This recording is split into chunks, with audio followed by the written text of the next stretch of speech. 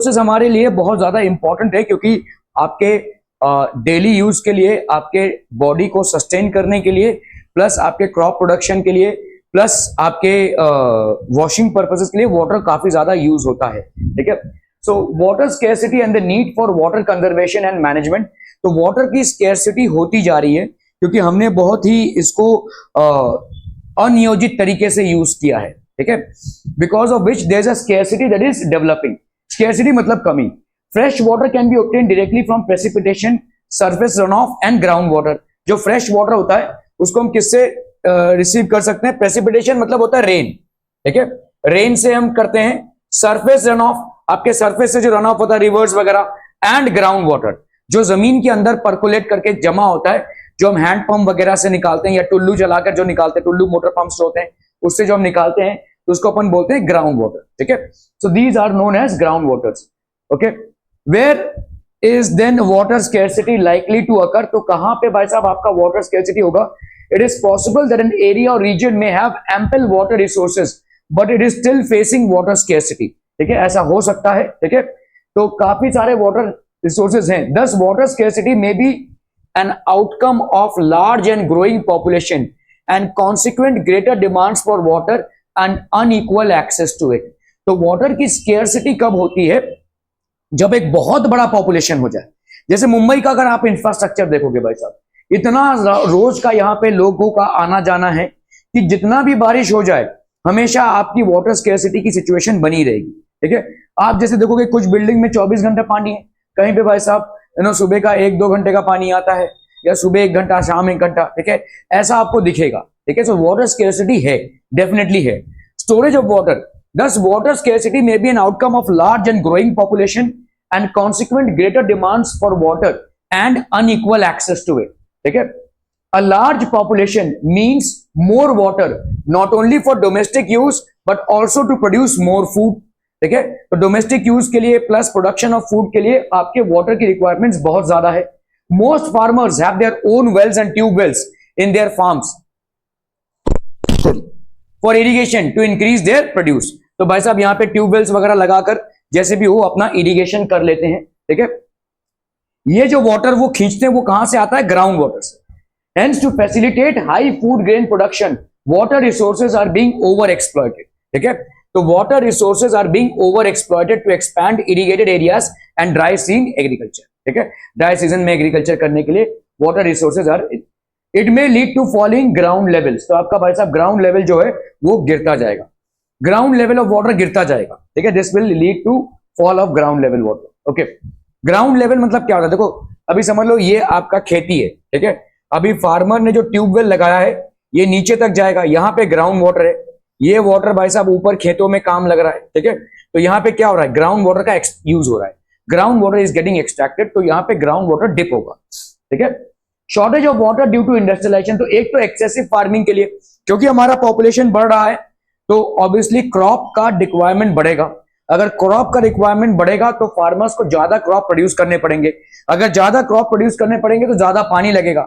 ये इरिगेशन का जो पानी है वो कहां से आ रहा है? ट्यूबवेल से आ रहा है। ये वाला पानी आपके ग्राउंड वाटर से यूज हो रहा है, तो ग्राउंड वाटर डिप्लीशन इसके लिए होगा ही होगा। ठीक है, नाउ ड्यू टू इंडस्ट्रियलाइजेशन, अगर आपका इंडस्ट्रीज बढ़ रहा है। ठीक है, पोस्ट इंडिपेंडेंट, ठीक है, post independence India witness intensive industrialisation and urbanisation में creating vast opportunities for us. तो एक बार भाई साहब जब हम आजाद हुए तो काफी सारा इंडस्ट्रीज बढ़ा हमारा। ठीक है, post independence India witness intensive industrialisation, काफी भयंकर इंडस्ट्रियलाइजेशन हुआ ऑब्वियसली, क्योंकि हमारे ह्यूज पॉपुलेशन के बहुत सारे रिक्वायरमेंट्स थे जो इंडस्ट्रियलाइजेशन से पूरे होने वाले थे। ठीक है, और हो भी रहे थे। Creating vast opportunities for us today, large industrial houses are commonplace as the industrial units, many MNCs multinational corporations आ चुके हैं भाई साहब। ठीक है, okay, the ever increasing number of industries has made matters worse by exerting pressure on existing fresh water resources। Industries बढ़ेंगी तो भाई साहब वहां पे फ्रेश वाटर रिसोर्सेज की डिमांड भी बढ़ेगी। ठीक है, obviously for cleaning purposes to sustain the people out there and so on and so forth. Industries apart from being heavy users of water also require power to run them. ठीक है, सो देखिए पहली बात तो ये वाटर काफी ज्यादा use करेंगे, प्लस ये इलेक्ट्रिसिटी भी काफी ज्यादा यूज करेंगे। और वो इलेक्ट्रिसिटी कहां से सप्लाई होगा भाई साहब? वाटर से, ठीक है। It will be basically supplied by water, ठीक है।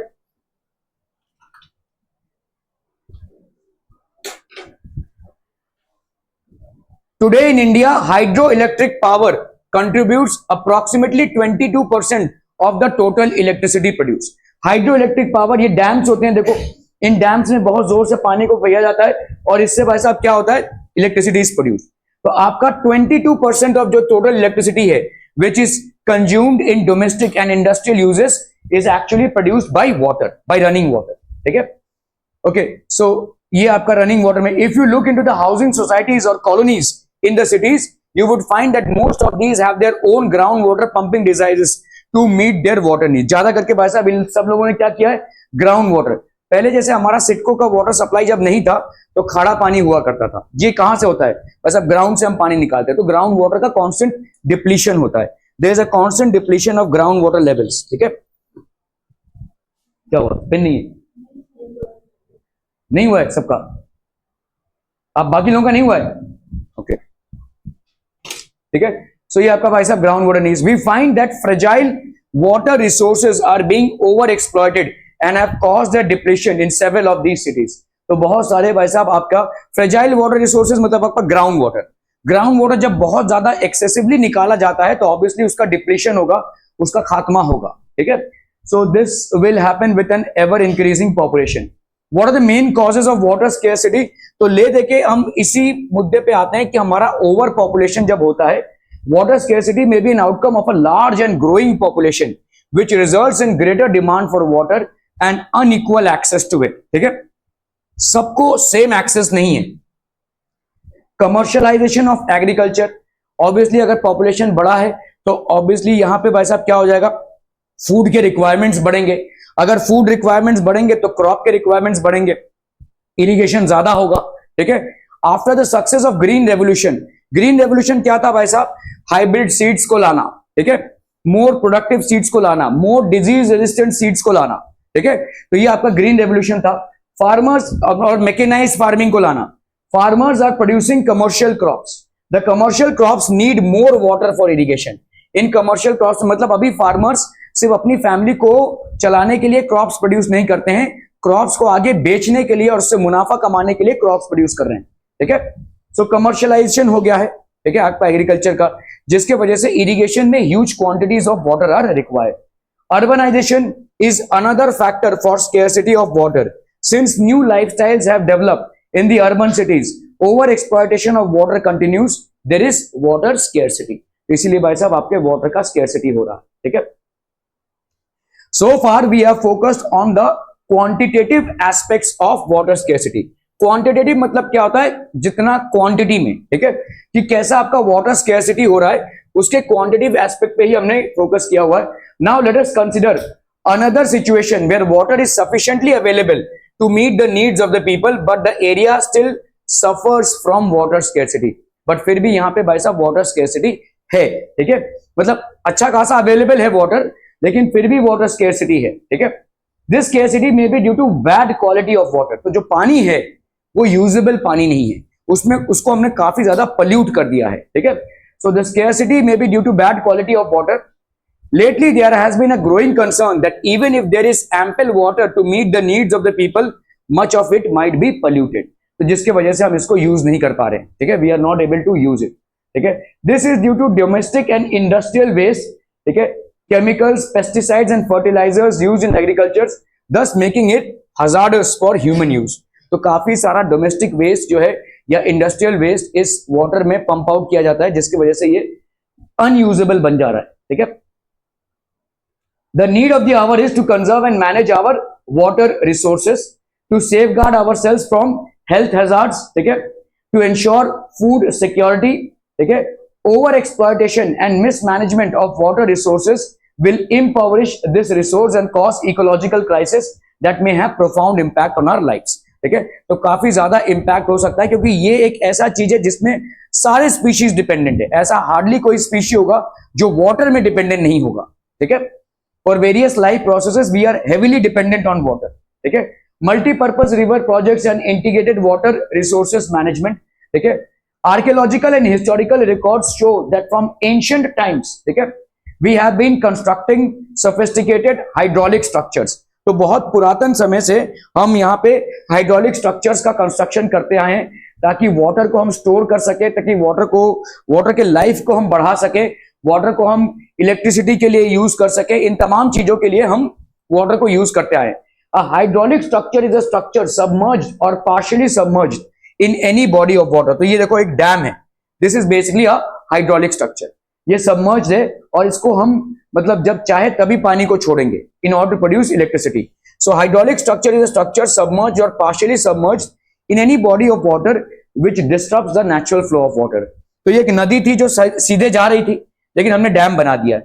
तो ऑब्वियसली यहां पे ये नदी जहां से भी बहती हुई जा रही थी और जितने भी स्पीशीज इस पे डिपेंडेंट थे उनका भाई साहब खत्म हो गया, उनका वाटर मिलना खत्म हो गया, ठीक है। They can be use to divert, disturb और कंप्लीटली स्टॉप द फ्लो, ठीक है। Dams built of stone rubble, ठीक है, तो आपके भाई साहब ऐसे डैम्स बनाए जाते हैं। Rubble is broken stone of irregular size, shape and texture, ठीक है। रिजर्वियर्स होते हैं भाई साहब ऐसे, और रिजर्वियर इज अ नेचुरल और artificial lake created in river valleys by the construction of a dam, ठीक है। ऐसा आपने डैम्स बना दिया ये लेक्स में, ठीक है। तो एम्बैकमेंट्स बना दिया आपने, ठीक है। Embankment is a raise structure use specially to hold back water, ताकि भाई साहब वाटर को होल्ड बैक किया जा सके, ठीक है। So these are structures which are there. Canals बनाते हैं, ये आपका जनरली खेतों में पानी देने के लिए क्रिएट किया जाता है। A canal is an artificial waterway constructed to use water for irrigation, ठीक है। तो ये सब तमाम चीजें हैं जिसमें हम वाटर को डाइवर्ट करते हैं। हो गया भाई साहब तुम लोग का?